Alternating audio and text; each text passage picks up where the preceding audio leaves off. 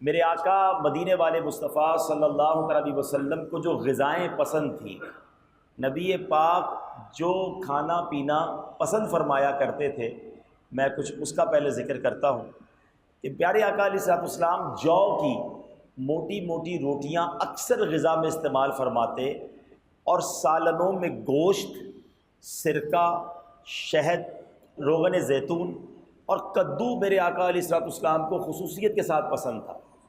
گوشت میں اگر کدو پڑا ہوا ہوتا تو نبی پاک علیہ الصلوۃ والسلام اس میں سے کدو شریف کو تلاش کر کر کے کھایا کرتے تھے۔ آپ علیہ الصلوۃ والسلام نے کس کس جانور کا گوشت کھایا، یا وہ جو کتابوں میں ملتا ہے، آپ نے بکری کا، دمبے کا، بھیڑ کا، اونٹ کا، اسی طرح خرگوش، مرغ، بٹیر اور مچھلی کا گوشت کھایا۔ اسی طرح کھجور اور ستو بھی نبی پاک بکثرت تناول فرماتے تھے۔ تربوز کو کھجور کے ساتھ ملا کر، یا کھجور کو ککڑی کے ساتھ ملا کر، روٹی کے ساتھ بھی کھجور کبھی کبھی نبی پاک تناول فرمایا کرتے۔ انگور، انار وغیرہ پھل فروٹ بھی نبی پاک سے کھانا ثابت ہے۔ پینے میں، مشروب میں کیا پسند تھا؟ نبی پاک کو ٹھنڈا پانی بہت مرغوب تھا۔ دودھ بھی کبھی ملا کر اور کبھی خالص دودھ نوش فرماتے تھے، کبھی کشمش اور کھجور پانی میں ملا کر اس کا رس پیتے، اور جو کچھ میرے آقا پیتے تھے وہ 3 سانس میں پیا کرتے تھے۔ اچھا، نبی پاک نے کبھی ٹیبل پر کھانا تناول نہیں فرمایا، کپڑے یا چمڑے کے دسترخوان پر کھانا کھایا، اور صرف انگلیوں سے کھانا تناول فرماتے، چمچہ یا چھری وغیرہ، کانٹا وغیرہ پسند نہیں فرماتے تھے۔ ہاں، جب ابلا ہوا گوشت ہوتا تھا تو کبھی کبھی چھری سے کاٹ کر نبی پاک سے وہ کھانا ثابت ہے۔ سبحان اللہ، آپ وہ کاروبار کرتے ہیں یا وہ چیز آپ فروخت کرتے ہیں کہ جس کو نبی پاک علیہ الصلوۃ والسلام سے کھانا بھی ثابت ہے، تو سبحان اللہ۔ اللہ پاک سے میری دعا ہے اللہ پاک آپ سب کے رزق حلال میں برکت عطا فرمائے، رزق حرام سے ہم سب کو محفوظ فرمائے۔ آج میں انشاءاللہ آپ کے سامنے 2 سے 3 حدیثیں بیان کرنے آیا ہوں۔ میرے آقا علیہ الصلوۃ والسلام نے مختلف مقامات پر 2 قسم کی حدیثیں بیان کی ہیں، بڑی یونیک اور بڑی نرالی حدیثیں ہیں۔ ایک، نبی پاک نے یہ فرمایا کہ تم میں بہترین وہ ہے، بیسٹ امنگسٹ یو، تم میں بہترین وہ ہے، اور اس میں کئی باتیں فرمائیں۔ ایک جگہ فرمایا تم میں بہترین وہ ہے جو قرآن سیکھے اور دوسروں کو سکھائے، کسی جگہ کچھ فرمایا، کسی جگہ کچھ فرمایا۔ تو بہترین لوگ کون ہیں اس کی ڈیٹیل بھی نبی پاک نے اپنی حدیثوں میں عطا فرمائی، اور کئی مقامات پر نبی پاک نے فرمایا جو ایسا کرے وہ ہم میں سے نہیں ہے۔ یعنی ایک طرف بہترین لوگ اور ایک طرف ان لوگوں کے بارے میں فرمایا وہ ہم میں سے نہیں۔ تو میں 2 حدیثیں انشاءاللہ بہترین لوگوں کے حوالے سے، 1 یا 2 حدیثیں، اور 1 یا 2 حدیثیں ان لوگوں کے بارے میں کہ جن کے بارے میں نبی پاک نے فرمایا وہ ہم میں سے نہیں۔ تو یہ 2 باتیں سمجھنا بہت ضروری ہے۔ ہمیں بہترین لوگوں میں بننا ہے، ہمیں ان لوگوں میں نہیں بننا جس کے بارے میں نبی پاک فرما رہے ہیں وہ ہم میں سے نہیں۔ ہم کہاں جائیں گے؟ اگر آقا علیہ الصلوۃ والسلام نے ہمیں اپنے آپ سے دور کر دیا تو پھر تو مارے جائیں گے نا۔ شفاعت کس سے لینی ہے؟ دامن میں کس کے چھپنا ہے؟ تو اب غور سے سنیے۔ تو اب بہترین لوگ کون ہیں؟ سبحان اللہ، رسول بے مثال بی بی آمنہ کے لال صلی اللہ تعالیٰ علیہ وسلم کا فرمان عالی شان ہے، آگاہ رہو، لوگوں میں بعض وہ ہیں جن کو دیر سے غصہ آتا ہے اور جلدی ختم ہو جاتا ہے۔ نبی پاک نے 3-4 کیٹیگریز بیان کی، غور سے سننا۔ پہلی کیا فرمایا؟ غصہ بڑی دیر سے آتا ہے، اور فرمایا جلدی ختم ہو جاتا ہے۔ بعض کو جلدی غصہ آتا ہے اور جلدی ختم ہو جاتا ہے، دوسری کیٹیگری ہو گئی۔ فرمایا سن لو، ان میں سے بعض کو جلدی غصہ آتا ہے، دیر سے اترتا ہے۔ سن لو، بہتر وہ ہے جن کو دیر سے غصہ آئے اور جلدی ختم ہو جائے، اور برے وہ ہیں جن کو جلدی غصہ آ جائے اور دیر سے زائل ہو، یعنی دیر سے ختم ہو۔ تو بہترین کون ہے؟ دیر سے غصہ آئے، بول تو غصہ آتا نہ ہو، اگر آ جائے تو فوراً ختم بھی ہو جائے۔ تو دل میں پال کے رکھنا، دیر تک غصے میں رہنا، لڑائی جھگڑا جاری رکھنا، دشمنیاں پال کے رکھنا، فرمایا وہ اچھے لوگ نہیں ہیں۔ اب سنیے پیارے اسلامی بھائیوں، ہمیں پتہ چلا کہ بہتر کون ہے؟ جس کو دیر سے غصہ آئے اور جلدی اتر جائے۔ اور یہ غصے کی تباہ کاریاں بڑی خطرناک ہیں۔ بڑی شان والے مولا، سبز گنبد والے آقا صلی اللہ تعالیٰ علیہ وسلم نے فرمایا جہنم کا ایک دروازہ ہے، جس سے وہی لوگ داخل ہوں گے جن کا غصہ اللہ پاک کی نافرمانی کے بعد ہی ٹھنڈا ہوتا ہے۔ اب آپ غور کر لیں، اکثر ہم میں سے وہ لوگ ہیں ان کا غصہ ٹھنڈا کب ہوتا ہے؟ جب تک گالی نہ دے دیں، جب تک جھگڑا نہ کر لیں، جب تک اگلے کی غیبت نہ کر لیں، جب تک اس کو کوئی نقصان نہ پہنچا دیں، جب تک ہاتھا پائی نہ کر لیں۔ یعنی ہر اینڈ آف دا غصہ جو ہے نا، غصے کا اختتام وہ اللہ کی نافرمانی پر ہی ہوتا ہے۔ اور آقا نے کیا فرمایا کہ جہنم کا ایک دروازہ ہے جس سے وہی لوگ داخل ہوں گے کہ جن کا غصہ اللہ پاک کی نافرمانی کے بعد ہی ٹھنڈا ہوتا ہے۔ اب آپ غور کر لیں، اب آپ کہیں یار اس نے مجھے برا بھلا کہا، میں کیوں نہیں کہوں؟ اس نے بدتمیزی کی، میں اس کو جواب کیوں نہ دوں؟ اس نے ہاتھ اٹھایا، میں اس کا ہاتھ نہ توڑ دوں؟ تو پھر فرق کیا رہا میرے اور اس کے اندر؟ غصہ نہ آئے یہ پاسبل نہیں، ہم انسان ہیں، ہمیں غصہ آئے گا۔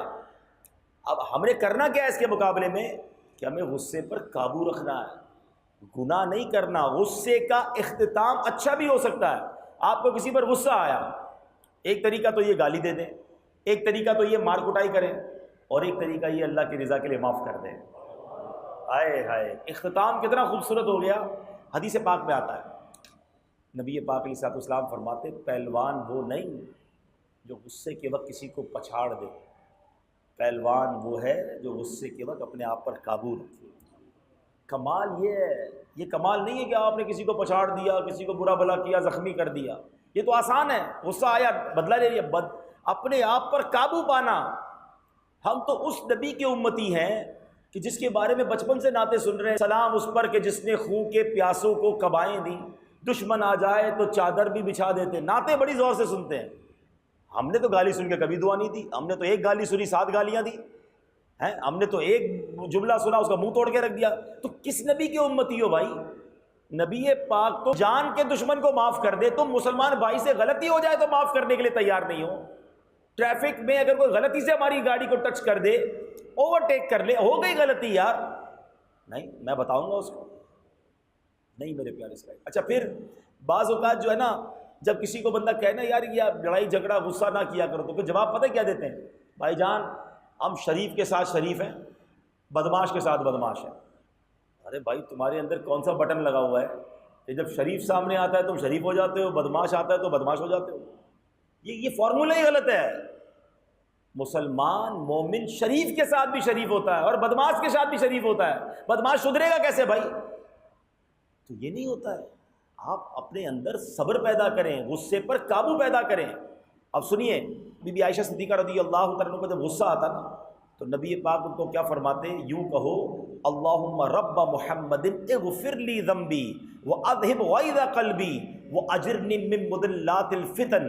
اے محمد صلی اللہ تعالیٰ علیہ وسلم کے رب، میرے گناہ بخش دے، میرے دل کو غصے کو ختم فرما، اور مجھے گمراہ کرنے والے ظاہری اور باطنی فتنوں سے محفوظ فرما۔ نبی پاک تعلیم ارشاد فرماتے ہیں۔ تو ہمیں بھی جب غصہ آ جائے تو درود پاک پڑھنا ہے، اپنے آپ کو غصے والی جگہ سے دور کر لینا ہے۔ اچھا پھر بعض اوقات پتہ ہے کیا ہوتا ہے؟ جو بندہ بڑا طاقتور ہوتا ہے، پتہ ہے ہم اس کا کچھ بگاڑ تو سکتے نہیں، 4 تو گارڈ ہوتے ہیں اس کے ساتھ، چلو یار میں نے معاف کیا۔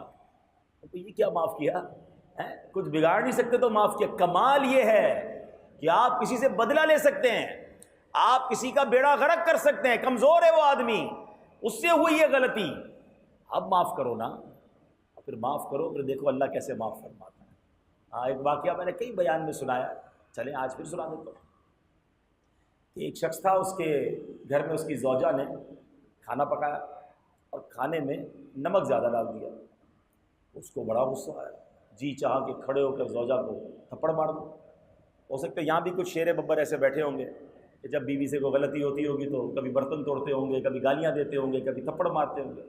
ایسا نہ کیا کرو، وہ بھی انسان ہے، ہم نے انسان سے شادی کی ہے، کمپیوٹر سے نہیں کی، بلکہ کمپیوٹر میں بھی وائرس آ جاتا ہے یار، تو معاف کرنے کی عادت ڈالو۔ اس بندے کو غصہ تو بڑا آیا، اچانک اس کے ذہن میں ایک بات آئی، یار میری بیوی نے ایک غلطی کی ہے اور مجھے بدلہ لینے کو جی چاہ رہا ہے، میں بھی تو اللہ کی بارگاہ میں روز غلطیاں کرتا ہوں، وہ تو سزا نہیں دیتا۔ کہا میں نے کچھ بھی نہیں کہا، اپنی بیوی کو معاف کر دیا، چپ چاپ کھانا کھا لیا۔ مرنے کے بعد مجھے بتایا گیا کہ اس روز جو تو نے میرا بندہ ہو کر میری بندی کو معاف کیا تھا نا، میں تو سب سے بڑا معاف کرنے والا ہوں، جا میں نے تیرے سارے گناہوں کو معاف کر دیا۔ ملازم کو بھی معاف کیا کرو، بیوی کو بھی معاف کر دیا کرو، ہیں غلطیاں ہو جاتی ہیں انسانوں سے، جھگڑا بدلہ نہ لیا کرو۔ اور سنو آج غصے کے میں آپ کو وظائف بھی بتا دیتا ہوں۔ کچھ لوگ کہتے ہیں یار کیا کرے بہت آ جاتا ہے غصہ، تو چلو آج وظیفہ بھی لے لو۔ جسے زیادہ غصہ آتا اسے چاہیے چلتے پھرتے کبھی کبھی یا اللہ یا رحمانو یا رحیمو کہہ لیا کرے۔ دوہرا لے، یا اللہ یا رحمانو یا رحیمو، یا اللہ یا رحمانو یا رحیمو، یا اللہ یا رحمانو یا رحیم، یا چلتے پھرتے یا ارحم الراحمین۔ کیا پڑھیں گے؟ یا ارحم الراحمین، یا ارحم الراحمین، یا ارحم الراحمین۔ تو یہ دو وظیفے یاد رکھیں، یا اللہ یا رحمانو یا رحیمو یا ارحم الراحمین۔ اچھا پھر بڑی پیاری بات علماء نے لکھی کہ جب غصہ آئے نا تو وضو کر لیں، کیونکہ غصہ شیطان کی طرف سے، شیطان آگ سے بنا ہوا ہے۔ جب آپ وضو کرتے ہیں تو آپ کول ڈاؤن ہو جاتے ہیں، تو فوراً وضو کر لیں۔ پھر اسی طرح ایک اور پرابلم پتہ ہے کیا؟ کسی ملازم سے غلطی ہو گئی، یا بیوی سے غلطی ہو گئی، یا بچے سے غلطی ہو گئی، اب غصہ آ رہا ہے اس کے اوپر، وہ بھی سامنے بیٹھا ہے، آپ بھی سامنے بیٹھے، ہر تھوڑی دیر بعد دیکھ کے اسے غصہ آ رہا ہے۔ تو بہتر یہ ہے کہ جس سے لڑائی ہو گئی ہے، جس میں غصہ آ رہا ہے، وہاں سے اٹھ کر چلے جائیں۔ منظر بدل جائے گا نا تو آپ کا غصہ بھی ٹھنڈا ہو جائے گا۔ تو یہ بھی آپ نے ایک فارمولہ ذہن میں رکھنا ہے۔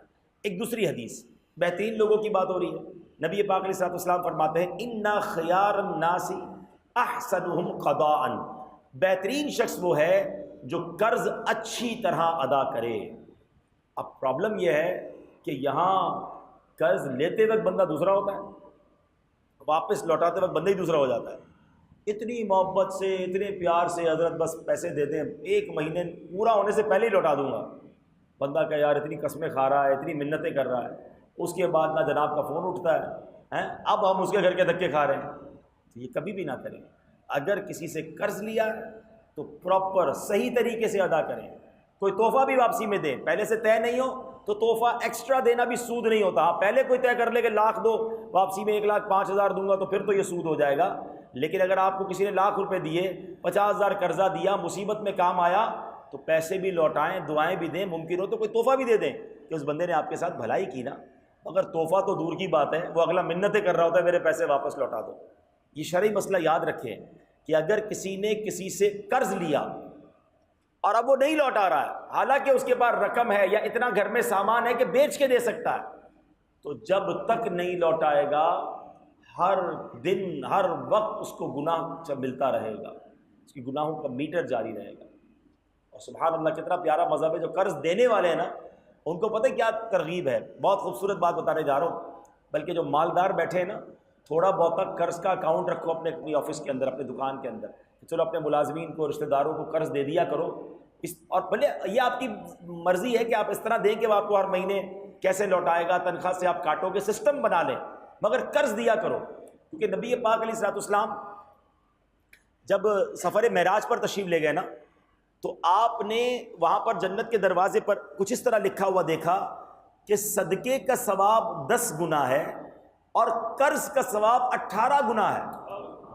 تو آپ نے جبریل امین سے پوچھا، اے جبریل، صدقے کا ثواب 10 گنا، قرض کا ثواب 18 گنا؟ تو کچھ اس طرح عرض کیا کہ حضور صدقہ تو ہر کوئی مانگ لیتا ہے، قرضہ ضرورت مندی لیتا ہے، تو قرضہ دینا بڑی نیکی ہے۔ بدقسمتی یہ ہو گئی کہ جو قرضہ لے جاتے ہیں نا وہ لوٹاتے صحیح نہیں ہیں، تو اب دینے والے بھی ڈرتے ہیں، ورنہ یہ کام بہت اچھا ہے۔ اچھا 2 کام خراب ہو گئے، ایک تو قرضہ نہیں دے رہے، اور آج کل قرضہ دیتا بولتے نفع کتنا دو گے۔ ہر بندے کو اب سود چاہیے، معاذ اللہ حرام چاہیے، مدد والا کانسیپٹ ختم ہو گیا۔ تو یہ اسلام دونوں طرف والوں کو سمجھاتا ہے، قرضہ لو ٹائم پہ لوٹاؤ تاکہ وہ آگے بھی کسی کو قرضہ دے۔ اور میں جو بات بتانے جا رہا ہوں نا بڑی خوبصورت بات ہے، سیدی اعلیٰ حضرت امام اہل سنت فرماتے ہیں، اور بعض روایتوں کا میں خلاصہ بتا رہا ہوں کہ اعلیٰ حضرت نے کسی کو بتایا، مثال کے طور پہ بتا رہا ہوں کہ میں روزانہ 10,000 روپے صدقہ کرتا ہوں۔ اس زمانے کے 10,000 آج کے 10 لاکھ ہو گئے۔ کہ حضور آپ روزانہ 10,000 صدقہ کیسے کرتے ہیں؟ تو فرمایا حدیث پاک میں آتا ہے جس کا مضمون ہے اگر کوئی شخص کسی مسلمان کو قرضہ دے، مثال کے طور پہ آپ نے 1,00,000 روپے یا 50,000 روپے 3 مہینے کے لیے کسی کو قرضہ دیا ہے، روایتوں میں آتا ہے اسے روزانہ 50,000 روپے صدقہ کرنے کا ثواب ملے گا۔ 3 مہینے تک کتنے پیسے ہو گئے؟ 50,000 سے حساب تو کرو، 15 لاکھ روپے 1 مہینے کے، 3 مہینے کے 45 لاکھ روپے، 45 لاکھ صدقہ کرنے کا ثواب ملے گا، 3 مہینے بعد 50,000 بھی واپس آ جائیں گے۔ اس سے اچھا کاروبار ہے کوئی؟ اب سنو آگے روایتوں میں آیا اگر 3 مہینے پورے ہو گئے، اب وہ اگلا کہتا ہے مہربانی کرو پریشان ہوں تکلیف میں ہوں 1 مہینہ اور دے دو۔ آپ نے اس کو 1 مہینہ اور دیا، اب یہ 50,000 کا ثواب روزانہ ₹1,00,000 کا ثواب شروع ہو جائے گا، ڈبل ہو جاتا ہے۔ تو اللہ نے دیا ہو نا، تو کوئی چھوٹا موٹا اپنے آفس میں کہ یار چلو مہینے کے میرے اکاؤنٹ میں 2-4 لاکھ روپے ایسے ہونے چاہیے جو قرضے میں ہونے چاہیے، واپس آ جائیں، کسی اور کو قرضہ دوں، اس سے واپس آ جائے کسی اور، مجھے روز 4 لاکھ روپے صدقہ کرنے کا ثواب مل رہا ہے، وہ تو میں کر ہی نہیں سکتا۔ تو اس میں مسلمانوں کی خیر خواہی بھی ہے، مسلمانوں کی مدد بھی ہے۔ تو یہ ہے ہمارا خوبصورت مذہب اسلام۔ میں دوبارہ کہہ رہا ہوں کہ جب اس طرح کی ہم باتیں کرتے ہیں تو لوگ یہ کہتے ہیں مولانا صاحب بات تو آپ اچھی کر رہے ہو، ثواب بھی بہت ہے، لیکن قرضہ دیتے کہ واپس دیتا نہیں ہے۔ تو آپ نے دیکھا میں نے پہلے کیا بیان کیا کہ قرضہ دینے والا ضرور قرضہ لوٹائے، ورنہ اس کا ہر دن ہر لمحہ گناہ میں گزر رہا ہے، لیکن قرضہ جو کسی کو دے رہا ہے وہ بھی دل کھول کر دیتا رہے، ضرورت مند ہے لڑائی جھگڑے نہ کرے، موقع دے دے، ٹائم دے دے۔ ایک شخص کے بارے میں آتا ہے کہ اس بہت گناہ گار تھا، اس کا انتقال ہو گیا، مرنے کے بعد کسی نے خواب میں دیکھا کہ یار تمہارے ساتھ کیا معاملہ ہوا؟ کہتا یار میری بخشش ہو گئی۔ تیری بخشش کیسے ہوئی؟ تو بڑا گناہ گار تھا۔ کہ واقعی گناہ تو بہت تھے، مگر ایک میری عادت تھی، میں لوگوں کو قرضہ دیتا تھا، ایک بندہ رکھا ہوا تھا کہ اس کو کہتا بھائی جا کے قرضہ وصول کرو، وہ جب وصول کرنے جاتا اس کو میں نے ایک انسٹرکشن دی ہوئی تھی، ایک تاکید کی تھی کہ اگر کوئی مجبور ہو نا، غریب ہو، تو اس کو ٹائم دے دینا، اگر وہ ٹائم مانگے نا تو تھوڑی رعایت کر دینا، زیادہ تکلیف میں ہو تو معاف کر دینا۔ کہتا بھائی اللہ پاک کو میری ادا پسند آ گئی، اللہ نے میرے سارے گناہ معاف کر دیے۔ اچھا آپ میں سے کئی دکاندار ہیں، دکاندار تو اپنے ملازم کو قرضہ دے کر وصول بھی کر سکتا ہے۔ بھائی اگر کسی ملازم کی تنخواہ 30,000 ہے، وہ کہتا ہے صاحب مجھے قرضہ دے دیں، مہینے کے 5,000 کٹواؤں گا، بندہ تو آپ کے پاس ہی ہے نا، تنخواہ بھی آپ نہیں دینی، ہر مہینے کاٹ لو 5,000 روپے، لیکن روزانہ 50,000 دیں گے، روزانہ 50,000 کا ثواب ملے گا۔ تو یہ مسلمانوں کی خیر خواہی کا اور نیکی کمانے کا، اور آج کا دور آپ کے سامنے ہے، لوگ کتنی پریشانی میں ہیں، تو اگر کسی کی مدد کرنی ہو تو انشاءاللہ اس کا بہت اجر ہے۔ بہرحال میں نے یہ جو قرضے والی بات ہو رہی ہے نا، اچھا پھر اس میں اگر آپ کسی سے قرضہ لے رہے ہیں، نیت کیا ہے؟ اگر نیت یہی ہے کہ پیسے لے رہا ہوں اور انشاءاللہ وقت پر لوٹاؤں گا، تو حدیث پاک میں آتا ہے کہ جو لوگوں کے مال قرض لے اور ادا کرنے کا پختہ ارادہ رکھے، اللہ پاک اسے ادا کروا ہی دیتا ہے۔ اور مجھے اپنے والد صاحب کا ایک جملہ یاد ہے، بڑوں کی بڑی باتیں ہوتی ہیں، وہ فرماتے تھے بیٹا ہمیشہ قرض لو تو دینے کی نیت کرنا، اللہ فرشتے مدد کے لیے بھیجے گا۔ اور واقعی ہم نے دیکھا کہ لوگ اگر نیت سچی ہو اللہ قرضہ اتروا دیتا ہے۔ اور حدیث پاک کا اگلا جملہ ہے، اور جو ان کے برباد کرنے کا ارادہ کرتا ہے اللہ پاک اس پر بربادی ڈال دیتا ہے۔ کچھ لوگ ہوتے ہیں پیسے لیتے ہوئے نیت ہی ہوتی دینے میں نہیں ہے۔ اچھا یہ اتنے سارے بزرگ بیٹھے ہیں، پوچھ لو ان سے، جس نے بھی آج تک کسی کے مال کھایا ہے نا، کھانے والا برباد ہوا ہے، جس کا کھایا اللہ نے اس کو کہیں اور سے دے دیا ہے، وہ پہلے سے بھی خوشحال ہو گیا ہے۔ ایسا ہے نا، جس نے کھایا وہ سمجھتا ہے میں نے اس کے پیسے، وہ اپنے ہی بربادی کر رہا ہے، اس کی نہیں کر رہا۔ جس کا نقصان ہوتا ہے اللہ اس کو کہیں اور سے پورا کر دیتا ہے، مگر کھانے والا برباد ہو جاتا ہے۔ تو کبھی نیت یہ نہیں ہونی چاہیے کہ میں کسی کا مال رکھ لوں، اللہ ادھر رکھ لو گے، قیامت کو کیسے جواب دو گے؟ اچھا اب یہ جو قرضہ ادا ہو جاتا ہے نا، اس کا ایک بڑا خوبصورت واقعہ کتابوں میں لکھا کہ ہوا یہ کہ ایک شخص نے جو ہے وہ 1,000 دینار کسی سے قرضہ لیا۔ اس نے کہا بھائی قرضہ تو دوں گا، کوئی گواہ تو لاؤ، کوئی کفیل، کوئی ذمہ دار۔ کہتا ہے اللہ پاک میرا کفیل ہے، میں اللہ کے نام پر مجھے دینا ہے تو دے دو۔ اس نے کہا ٹھیک ہے، تم نے بات ہی ایسی کر دی ہے، اللہ تمہارا ذمہ دار ہے، اللہ کی طرف سے کفالت ہے، میں تمہیں دے دیتا ہوں۔ تو اس نے کہا اب گواہ تو لاؤ، چلو کفالت تو اللہ کی ہو گئی۔ وہ کہتا ہے میرا اللہ ہی گواہ ہے، دینا ہے تو دے دو۔ کہا اللہ گواہ ہے، چلو یار یہ بھی لے جاؤ۔ اب اس بندے نے اس بندے پر اعتماد کیا۔ 1,000 دینار کا مطلب ہو گیا 1,000 سونے کی اشرفیاں، بہت پیسے ہو گئے۔ بہرحال یہ بندہ چلا گیا دوسری جگہ۔ اب ہوا یہ کہ ایک ٹائم تھا، 1 مہینے بعد دینا تھا۔ اس بندے نے جب ٹائم آیا تو اس نے کہا میں نے قرضہ واپس لوٹانا ہے۔ وہ دوسرے گاؤں میں تھا، بیچ میں کشتی نہر تھی، کنارے پر آیا کشتی کی تلاش میں کہ کشتی آئے تو واپس جاؤں، یہ پیسے اس کو لوٹا کے آؤں، آج واپسی کا دن ہے۔ اب جناب کوئی صورت نہ بنے، کشتی نہ ملے، بہت کوشش کی، بولا یار اب میں نے اس سے وعدہ کیا ہے، مجھے قرضہ لوٹا، نیت تھی نا قرضہ لوٹانا ہے۔ تو اس نے کیا کیا کہ ایک لکڑی اٹھائی، اور لکڑی اٹھانے کے بعد اس نے کیا کیا کہ اس لکڑی کے اندر 1,000 دینار رکھے اور ایک لیٹر لکھا کہ میں بہت کوشش کی کہ میں تمہیں پیسے لوٹا دوں، لیکن کشتی مجھے ملی نہیں ہے، یہ پیسوں کو، اس لکڑی کو اللہ کے حوالے کرتا ہوں کہ یہ میری امانت تم تک پہنچا دے۔ اچھا، وہ دوسری طرف والا بندہ بھی کشتی کے انتظار میں کنارے پہ کھڑا ہے کہ آج مہینہ پورا ہو گیا، اس نے کہا تھا پیسے دوں گا، آئے گی کشتی، میرے پیسے آئیں گے۔ انتظار کرتے کرتے تھک گیا، اب جب گھر جانے لگا تو ایک لکڑی تیرتی ہوئی نظر آئی اس کو، اس نے لکڑی اٹھائی تو اس میں سے لیٹر بھی نکلا، اس کے پیسے بھی نکلے۔ یہ بڑا خوش ہوا کہ یار کتنا ایماندار آدمی ہے، اس نے پیسے مجھے بھجوا دیے۔ اچھا ہوا کیا، تھوڑے عرصے بعد وہ بندہ واپس آیا اور آ کر اس قرض والے کو ڈھونڈا کہ یہ آپ کے 1000 دینار لے لو، کیونکہ اس کو تو یہ تھا پتہ نہیں لکڑی ملی ہوگی کہ نہیں ملی ہوگی۔ تو کہتا کیوں دے رہے ہو پیسے؟ کہا میں نے بڑی کوشش کی، پہلے تو معافی مانگی کہ میں کشتی کے انتظار میں کھڑا رہا مگر مجھے کشتی ملی نہیں، تو میں نے جو ہے وہ اب آپ کے پاس پیسے لے کر آیا ہوں۔ بولا یہ بتاؤ کشتی نہیں ملی تو پھر کیا کیا تھا؟ کیا یہ تھا کہ میں نے ایک لکڑی میں پیسے ڈالے تھے اور اللہ کے حوالے کر دیا تھا، کہ تمہاری امانت مجھے واپس مل گئی ہے، تمہارا قرضہ مجھے واپس مل گیا، یہ دوسرے 1000 دینار دینے کی ضرورت نہیں ہے۔ تو جب نیت سچی ہو نا تو اللہ پاک غیب سے مدد کرتا ہے۔ زندگی کا اصول بنا لیں، جب کسی سے پیسے لینے ہیں، جب کسی سے کوئی چیز لینی ہے، یہ سچی پکی نیت ہو کہ لوٹانی بھی ہے اور شکریہ کے ساتھ لوٹانی ہے، اچھے انداز سے لوٹانی ہے، پیر گھسوا کے نہیں۔ ہاں یہ بڑا پرابلم ہے، اس کے جوتے گھس جاتے ہیں، فون کرتا ہے فون نہیں اٹھاتے۔ ارے بھائی اگر آپ کے پاس پیسے نہیں بھی ہیں تو فون تو اٹھاؤ اس کا، وہ پریشان ہو رہا ہے، اس کے گھر چلے جاؤ، اس کو کیوں آنا پڑتا ہے، آپ چلے جاؤ نا کہ بھائی آپ نے پیسے دیے تھے، میرے پاس ابھی فی الحال نہیں ہے، تھوڑا ٹائم دے دو، میں یہی ہوں، میں کہیں نہیں جا رہا، میں آپ کے سامنے ہوں۔ اس کو تسلی رہے گی، نہ فون اٹھاتا ہے، نہ بندہ ملتا ہے، دکان پر نہیں ملتا، اس طرح تو الٹا بیمار ہو جائے گا یار۔ زندگی میں مسلمان کا کام یہ ہے کہ یا تو کسی کی مدد لے ہی نہ، مزہ تو یہ کہ کسی کا احسان کیوں اٹھائیں، کسی کو حالات کیوں بتائیں، تم ہی سے مانگیں گے تم ہی دو گے، تمہارے در سے ہی لو لگی ہے۔ اللہ کرے کہ کبھی زندگی میں یہ دعا کرو، کبھی اللہ یہ والا ہاتھ نہ دے ہمیں، اللہ مانگنے والا کبھی نہ بنائے، ہمیشہ ہمیں دینے والا بنائے۔ اب یہ 2 حدیثیں میں نے آپ کو ان کی سنا دی جو بہترین لوگ ہیں۔ اب وہ لوگ جن کے بارے میں نبی پاک نے فرمایا کہ وہ ہم میں سے نہیں، اب وہ کون لوگ ہیں یہ سمجھنا ہے۔ ایک جگہ نبی پاک علیہ الصلوۃ والسلام فرماتے ہیں، آقا علیہ الصلوۃ والسلام کہ من غش فلیس منا، آقا فرماتے ہیں کہ جو دھوکہ دے وہ ہم میں سے نہیں۔ اب غور کریں، دھوکہ دینے والا تو معاملہ بڑا خراب ہے، آج کل تو جس کو دیکھو دھوکہ دے رہا ہے۔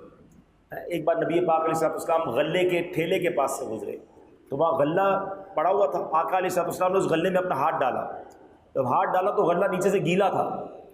نبی پاک نے فرمایا گیلا غلہ نیچے کیوں رکھا ہے؟ کہا حضور وہ بارش ہو گئی تھی۔ فرمایا اوپر رکھنا چاہیے تھا نا۔ پھر یہ فرمایا من غش فلیس منا، جو دھوکہ دے وہ ہم میں سے نہیں۔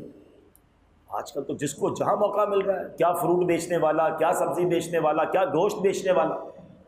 دیکھیں کسی مسلمان کو دھوکہ دے کر آپ نے تھوڑا سا پیسے تو بنا لیے، مگر اللہ کی بارگاہ میں جواب دینا پڑے گا۔ اور نبی پاک نے کیا فرما دیا؟ وہ ہم میں سے نہیں۔ اگر آقا نے دور کر دیا تو کدھر جائیں گے تھوڑے پیسے کمانے کے لیے؟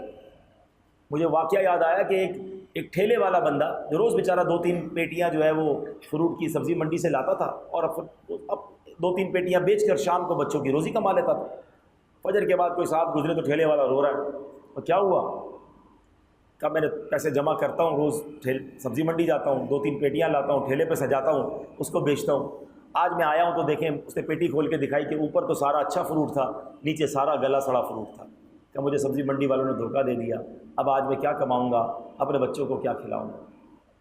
یہ نہ کیا کرے۔ جو بھی کرتا ہے یہ دل سے ہائے نکلتی ہے، بد دعائیں نکلتی ہیں، اور یہ حرام۔ اور پھر ایک اور حدیث پاک ہے، میں جب یہ حدیث بیان کی تیاری کر رہا تھا تو میں تو حیران ہو گیا کہ گوشت والوں کے لیے الگ سے نبی پاک نے فرمایا، پیارے آقا علیہ الصلوۃ والسلام نے فرمایا یا معشر القصابین لا تنفخوا فمن نفخ اللحم فلیس منا، گوشت کو پھونک کر موٹا نہ کرو، جس نے ایسا کیا وہ ہم میں سے نہیں۔ آقا نے فرمایا، یعنی اس زمانے میں بھی ہوتا تھا، کسی طرح گوشت موٹا ہو جائے، کسی طرح گوشت جو ہے وہ تازہ نظر آئے، کسی طرح جناب وہ کچھ نہ کچھ کر کے لوگ دے دیتے ہیں۔ ایسا نہ کریں میرے پیارے اسلامی بھائی، یہ دھوکہ دینا بظاہر چند سکے تو ہمارے پاس آ جائیں گے، مگر کہیں ایسا نہ ہو کہ اللہ نہ کرے ہم یہ حرام روزی کے چکر میں مارے جائیں۔ میرے پیارے اسلامی بھائیو، اس میں بہت سارے انداز ہوتے ہیں کہ مثال کے طور پہ برف خانے کے نکالے ہوئے باسی گوشت کو تازہ کہہ کر فروخت کر دینا، ڈاڈے یعنی بوڑھے بیل یا بوڑھی بھینس یا بوڑھے بھینسے کے گوشت کو بچھیا کا گوشت کہہ کر بیچ دینا، ہڈی گائے یا بچڑے کی ران پر کسی اور بچھیا کے چھوٹے تھن لگا کر دھوکہ دے کر فروخت کرنا، جن ہڈیوں اور چھیچڑوں کو پھینک دینے کا رواج ہے ان کو دھوکے سے وزن میں چلا دینا، گوشت یا قیمے کو بغیر تولے صرف اندازے سے تول کر نام پر دینا، مثلا کسی نے آدھا پاؤ قیمہ مانگا تو مٹھی میں لے کر وزن کیے بغیر دے دینا۔ اچھا پتہ ہے بعض اوقات کیا لوگ کہتے ہیں، یہ شادی صرف گوشت فروش نہیں، باقی دکاندار، یار میں بےایمانی نہیں کروں گا، وہ برابر والا دکاندار بیچ دے گا، سب لوگ کرتے ہیں، میں جھوٹ نہیں بولوں گا تو میرے پاس کون آئے گا؟ پھر تمہارا ایمان کدھر گیا؟ بتاؤ نا، روزی دینے والا کون ہے؟ زور سے بولیں، روزی دینے والا کون ہے؟ روزی میں برکت دینے والا کون ہے؟ اس روزی کے ذریعے صحت دینے والا کون ہے؟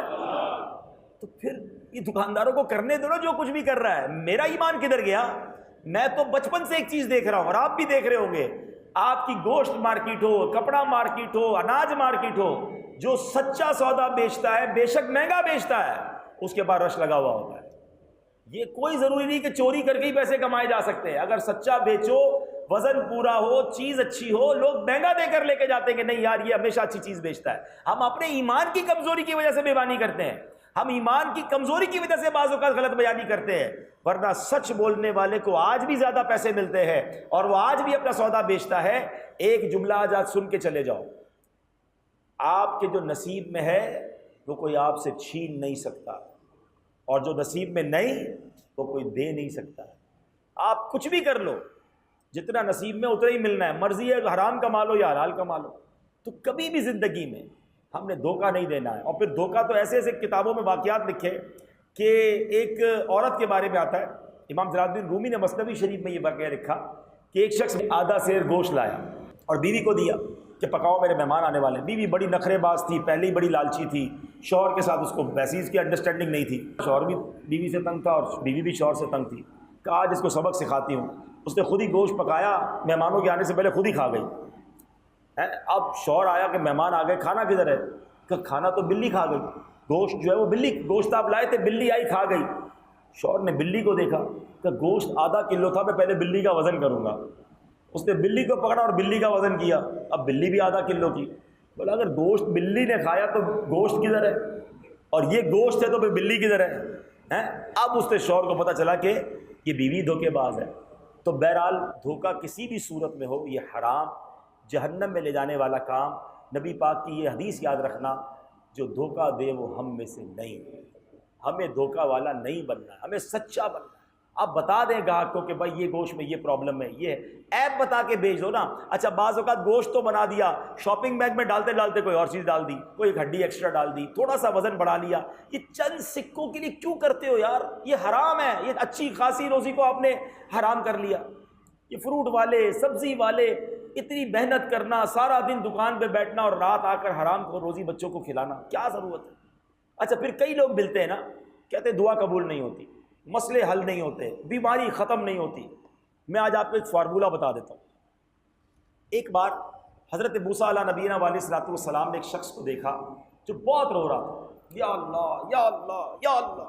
اچھا حضرت موسیٰ تو اللہ سے بات کرتے تھے، کلیم اللہ تھے نا، تو آپ نے اللہ کی بارگاہ میں عرض کی مولا اتنا رو رہا ہے، اس کی دعا قبول کر لیں۔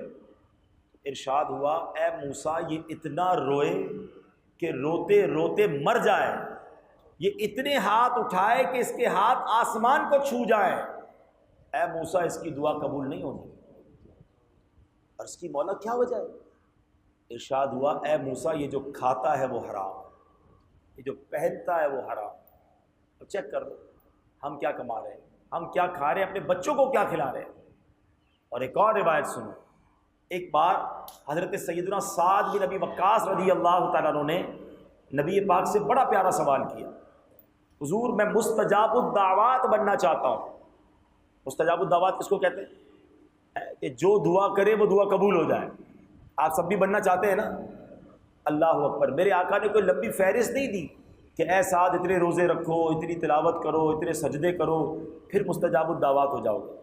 نبی پاک نے فرمایا اے سعد اپنی غذا پاکیزہ کر لو تو مستجاب الدعوات ہو جاؤ گے۔ ہاں یہ جتنے مسئلے مسائل ہیں نا، پرابلم، بیماریاں، گھر میں ٹینشن، لڑائی جھگڑے، قرضے، سب سیٹ ہو جائیں گے، کیونکہ آپ حلال کماؤ گے، آپ کی دعائیں قبول ہونے لگیں گی. جب دعائیں قبول ہونے لگیں گی تو مسئلے حل ہونا شروع ہوں گے. ہم اصل بات کو پکڑ ہی نہیں رہے. جھوٹ بول کر، دھوکہ دے کر، ڈنڈی مار کر جو کما رہا ہے اس کی نہ دعائیں قبول ہے نہ عبادتوں میں رونق ہے. پکی سچی نیت کر لے، آج کے بعد فقط رزق حلال کمائیں گے انشاءاللہ. 1 روپیہ بھی حرام کام اپنے قریب نہیں آنے دیں گے انشاءاللہ. اور پہلی حدیث یاد ہے نا کہ معاف کریں گے، غصے میں لڑائی نہیں کریں گے انشاءاللہ. اللہ پاک ہم سب کو عمل کرنے کی توفیق عطا فرمائے.